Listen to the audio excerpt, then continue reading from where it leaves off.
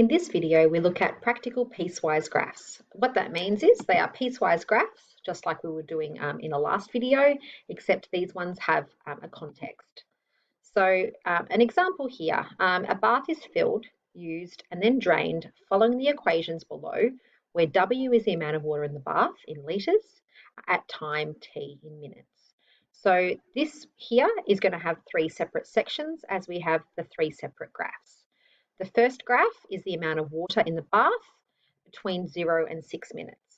The second part is the amount of water in the bath between 6 and 20 minutes. And the third one is between 20 and 24 minutes. So the first part has us plotting the graph. Let's grab our calculators out for this. Here it is. If you have anything on there, I think you should clear it. So let's do that, edit, clear all, and we'll go to the top section as well. All right, first graph, W equals 12t. Now I'm just going to use x and y in my calculator, make it nice and easy. So we'll have y equals 12x. Second one is y equals 72. And the third one is negative 18x plus 432. I'm now going to go back and put in the domains. So the domain for my first one can be put in again by going to Math 3 and choosing that little icon there. Okay, given that. So plot y equals 12x. Given that, x runs between 0 and 6. The next one is given that it runs between 6 and 20. And the last one runs between, so given that, 20x 24. Okay, again, have a quick check and make sure that everything looks right.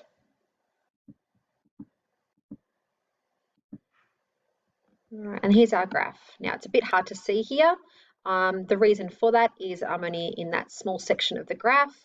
My domains here are telling me that my x needs to run between 0 and 24. So I'm only going up between from 0 to 8 here. So we need to zoom out. All right. Let's keep zooming out. That looks pretty good. We're nearly there. All right.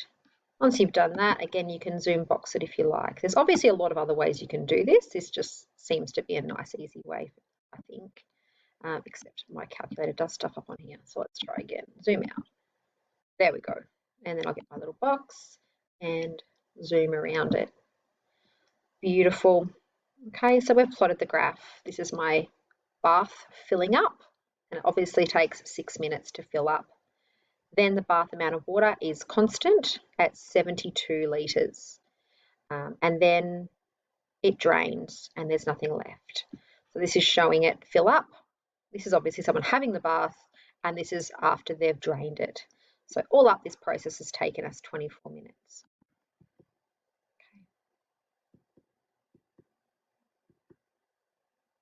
Okay. All right. Now let's answer a few questions about this. Okay, so here's my model. While filling the bath, each minute the water increases by how many litres? So this blue section here is the filling up of the water. So the line here matches that first equation. The gradient here is telling me that it's filling up 12 litres every minute. Okay, so remember, by definition, the gradient is the rise in y with every one run of x. So in this case, it's going up 12 litres as minutes go by 1. So each minute, the water increases by 12 litres. How long does it take to fill the bath? So again, filling the bath is still this blue line. How long does that take? It's telling us here that it runs between 0 and 6 minutes. So it's taking us 6 minutes. How long is the person bathing in still water for? So in still water, that means it's not draining and it's not filling. So it's going to be this red section here. Okay, that's when the water is still. There is no change in it. It's happening between the 6-minute mark and the 20-minute mark.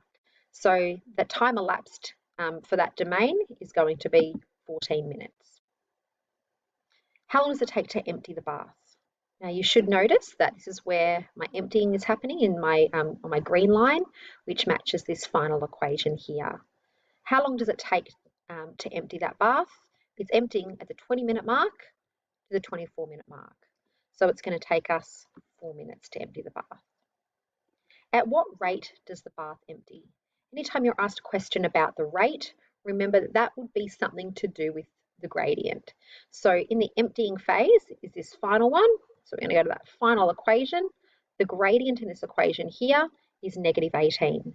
That means it's losing 18 litres of water every minute. Okay, because remember, gradient, rise and run, the change in y with every unit change in x, and a unit here is a minute. So it's losing 18 litres every minute. We'll do one more.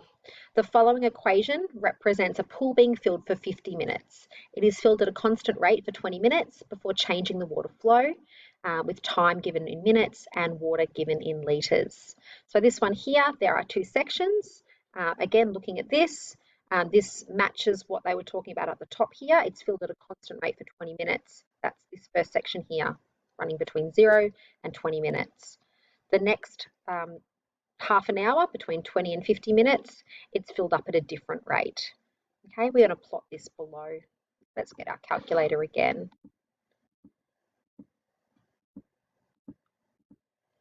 And I'll put that in, 10x.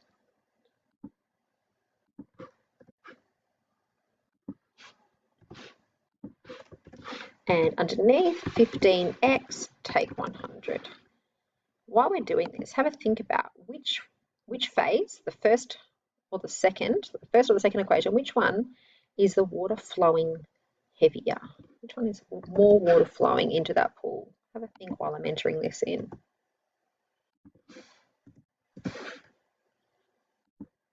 All right, let's graph it.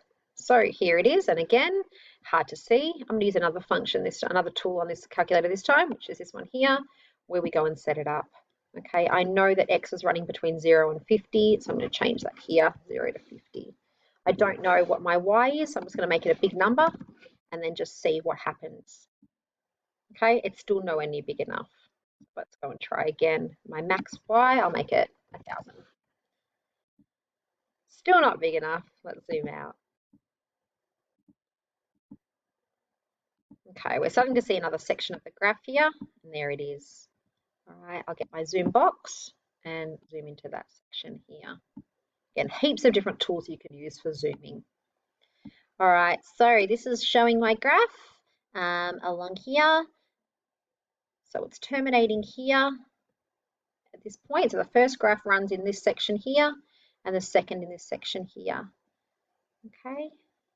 Let's go and translate that onto the graph now. So we know where it's starting and finishing on our x here, but what is the corresponding y value? What I'm going to do, I want to know this graph here, the blue one, starts at 0 on our y-axis, and it's going to be going up, and it's going to be finishing some point on that 20 line here, okay, because that's telling me that in that domain given here.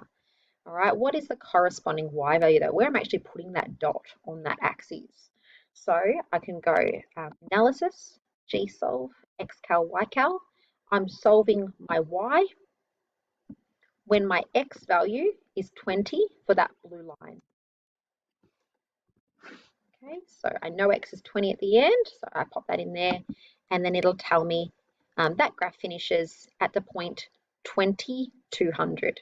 So I'd go up here, and it would start, or sorry, it would end here. It starts here, ends at that point there, and you draw a line between them.